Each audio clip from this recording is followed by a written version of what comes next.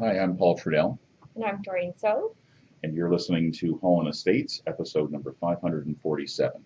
How are you, Doreen? Good. How are you, Paul? Very good, thanks.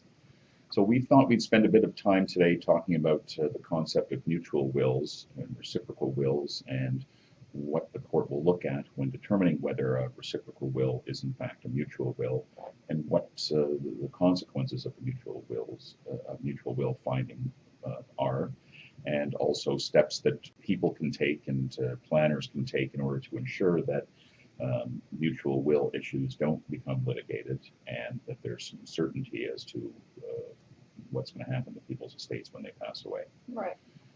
I think we sort of stumbled upon this topic because blended families are so common nowadays, and oftentimes it's blended more than once. Even we get into subsequent spousal relationships, and then we get into subsequent Right, spousal right. It can get relationships. quite complicated, and the family tree can get quite fractured.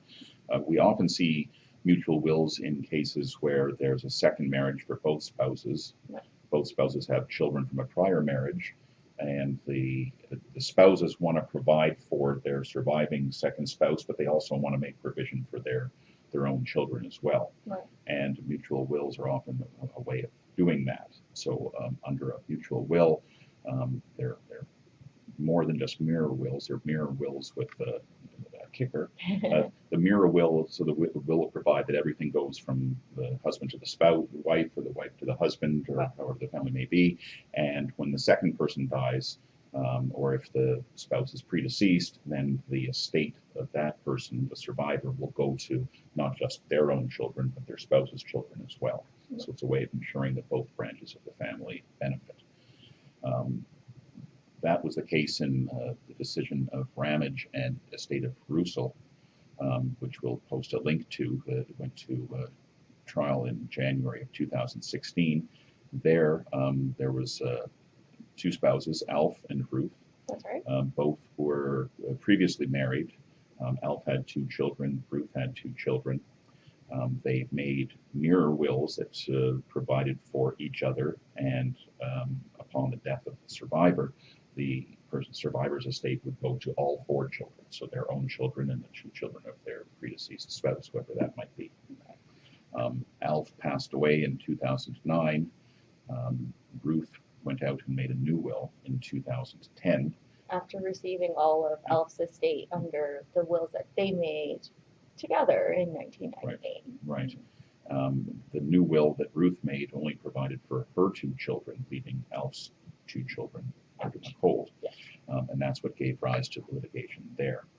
So the issue to be decided was whether the will that Alf and Ruth made together in 1998 was a mutual will.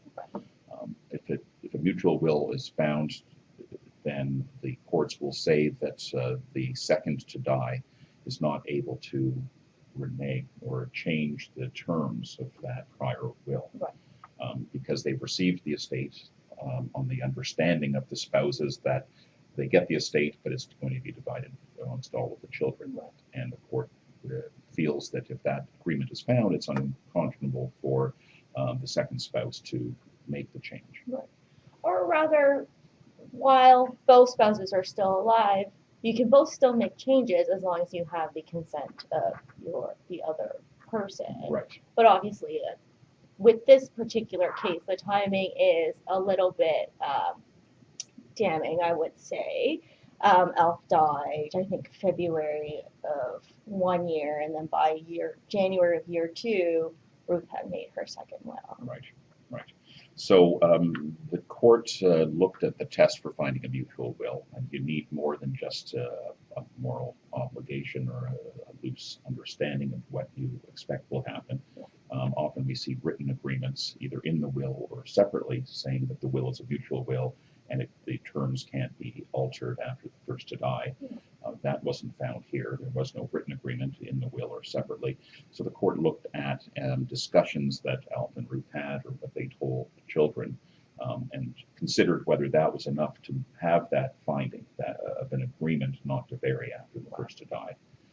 Because we keep using the word agreement. It's because it is an interpretation of whether or not a contract existed in the first place between these two spouses, and that's what takes it beyond a mere will to a mutual one in which you would be bound and it would be enforceable against you even after you died. So the evidence in this one had a lot to do with their actual relationship and like sort of the way in which whether or not one of them was a breadwinner, who actually brought the assets into their lives. And, despite the fact that a big portion of Ruth's estate has to deal with monies from a house that she actually received from her first marriage, which has a lot to do with the narrative of Ruth's kids and why they felt they were entitled to the entirety of Ruth's estate is because this is sort of the way in which their father's estate had passed.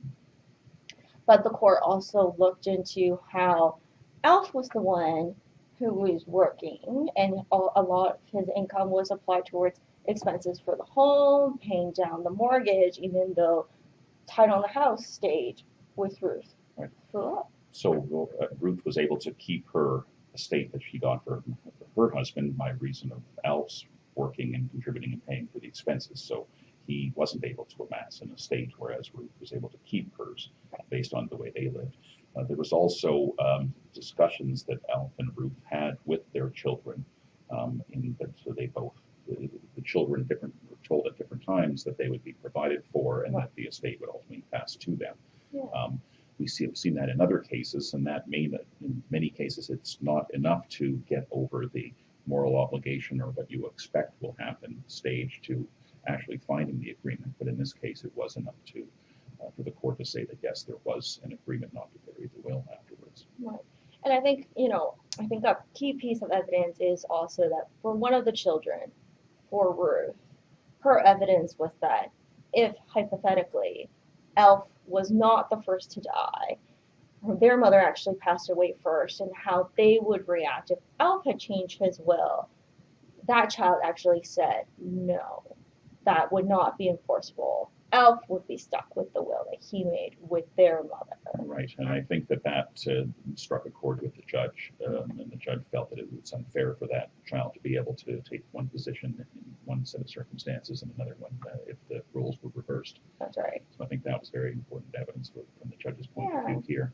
And I think the numbers also added up pretty neatly as well. There was a finding that Ruth's estate at the end of the day was made up of more or less a half of what she inherited from Alf.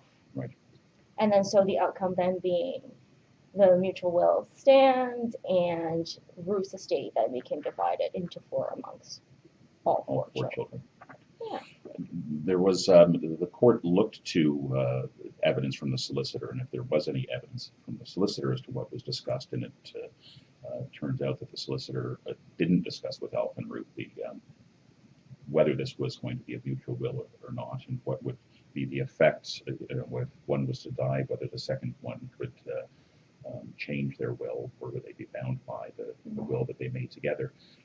So that was evidence that the Ruth's two children relied upon, but the court didn't think that was determinative.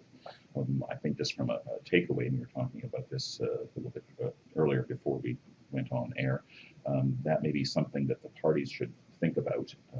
Think about whether you want a mutual will, whether if you die and your estate goes to your spouse, what's going to happen to your children? Do you want to provide for them by way of a mutual will agreement?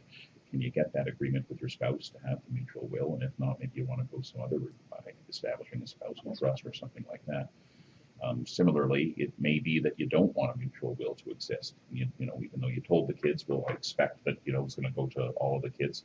Maybe your spouse shouldn't be bound by that, and you want her to be, or him to be, free to do whatever they want with the money and leave it to whomever they want. So, again, if you're able to discuss that with your lawyer, or have the lawyers able to discuss that with the clients as to what the two testators' intended outcome is, I think that may help avoid this type of litigation and just have some clarity as to what's going to happen in the event that the one dies and the other survives. Right. Because I think the evidentiary burden involved with a mutual will should always be documented both on the face of the will itself and heavily within the solicitor's file in order to avoid litigation and also to help, litigants at the end of the day get past Section 13 of the Evidence Act, which is that a judge can't find in your favor based on your own evidence without more. Right. Yeah. And I think a good reporting letter from the lawyer saying that you've made these wills, they're not mutual wills, and you can bury them after the first was to die, or conversely, you've agreed that these are mutual wills and they can't be buried after the first was to die, would go a long way to avoiding this type of claim and having some certainty as to what's going to happen with the estates, and give the children some certainty and the parents some certainty as well as to the fact that their kids either will or won't be provided for. Yeah. Because I think, sort of depending on how long people live nowadays, when I talked about the subsequent spouse, if, Ruth happens to get remarried, that would actually invalidate the 1998 will, even if she hadn't changed it on her own accord, right? And so, like, how to deal with that if at the end of the day you happen to have an intestacy? And you may have multiple obligations to, many levels of children from various spouses. And That's it's something right. that needs to be worked out and considered. Yeah. And I think, either estate, even if you have a properly papered mutual will, would still be susceptible to dependent support claims. Right. So lots to think about. It is, and it's I think it's something to keep top of mind when you're planning your own will or when you're assisting others in planning their wills as to what would be effective having a mutual will or not having a mutual will. Right. Well, we want to thank you for listening. Until next time, I'm Paul Trudelle. And I'm Doreen So. And if you have any questions, please email us at webmaster@hoandhall.com or leave us a comment on our blog. Thank you.